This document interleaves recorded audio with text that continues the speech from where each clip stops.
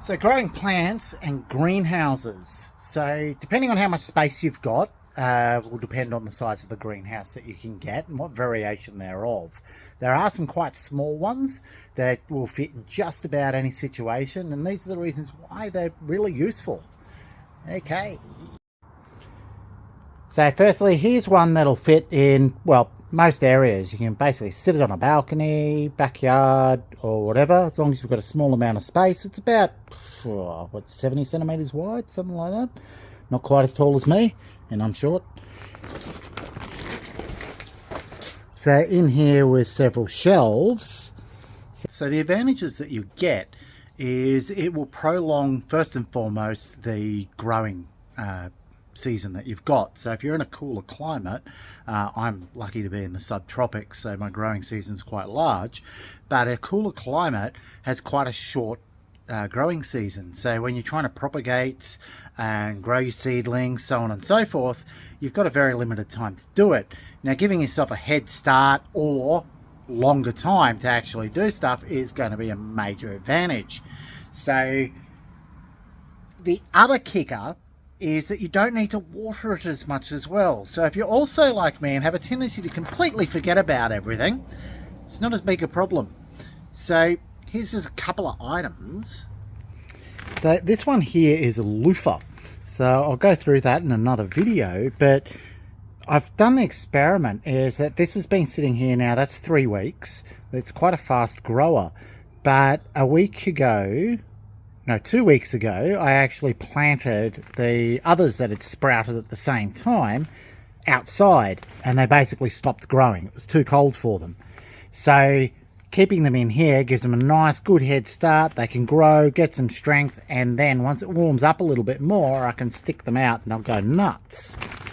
Dragon fruit, which I've completely forgotten the varieties that I've got. Dates, papaya. So gives me a lot of options. The other style you can go for is variations on these. Some of them come a little bit, shorter or taller, but these are primarily for seedlings. Great thing with that is you get a much larger growing season. Again, obviously you want something nice and small for your seedlings, whereas the others can be a little big. The other trick that I've noticed, if you tend to forget about it after a little while, most of your seedlings aren't going to actually die. It kind of almost slows them down a little bit once they reach a certain point, which is, once again, really good if you're forgetful like me. And you don't need to water it as much because it keeps most of the moisture in.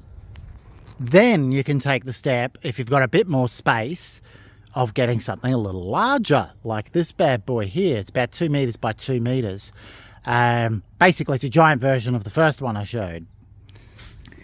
So I've only just started off in this one, so a bit of an experiment. So I've planted a few items in here, beans, squash, zucchinis, silver beets, a few other things, see how they go. In here I'm taking a go at some corn, see if that decides to work. It's too cold outside for corn at the moment, but in here I'm hoping it's a little bit more protected and warmer, and it might be okay.